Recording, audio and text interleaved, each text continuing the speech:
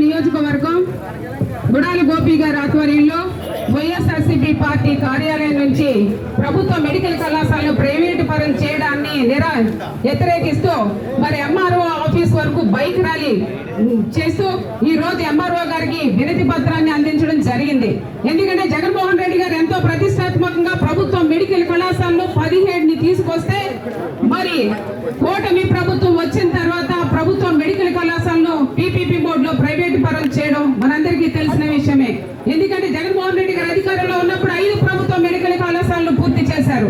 మిగతా కళాశాలను పూర్తి చేయాలనే ఉద్దేశంతో ఉన్న తరుణంలో మళ్ళీ ఎలక్షన్స్ రావడం, తరువాత కూటమి ప్రభుత్వం అధికారంలోకి రావడం, తర్వాత మరి నారావారి నటరాజ్ పర్ఫార్మెన్స్ ఏ విధంగా ఉంది అంటే ప్రభుత్వ మెడికల్ కళాశాల మేము కట్టలేము, కట్టాలంటే 4,000-5,000 కోట్లు పడుతుంది, అంతేకాకుండా 5 నుంచి 10 సంవత్సరాలు పడుతుందని చెప్పి అబద్ధాలు చెప్పి ప్రైవేట్ వ్యక్తుల చేతుల్లో పెట్టడంలో ఆంతర్యం ఏంటని ప్రశ్నిస్తా ఉన్నాను.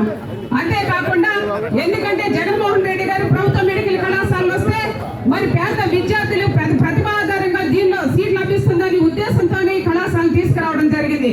అంతేకాకుండా పేద వాళ్ళు ఎవరైతే ఉన్నారో వాళ్ళకి వైద్యం ఉచితంగా అందించాలి, ప్రభుత్వ మెడికల్ కళాశాలలు వస్తే సూపర్ స్పెషాలిటీ హాస్పిటల్ వస్తాయనే ఉద్దేశంతోనే ఆ రోజున జగన్మోహన్ రెడ్డి గారు ప్రభుత్వ మెడికల్ కళాశాలను తీసుకురావడం జరిగింది. కానీ కూటమి ప్రభుత్వంలో చంద్రబాబు నాయుడు గారు పేదలకు వైద్యాన్ని, పేద విద్యార్థులకు విద్యని అందరి ద్రాక్షగా మార్చేశారని మనం చెప్పుకోవాలి. కాబట్టి వెంటనే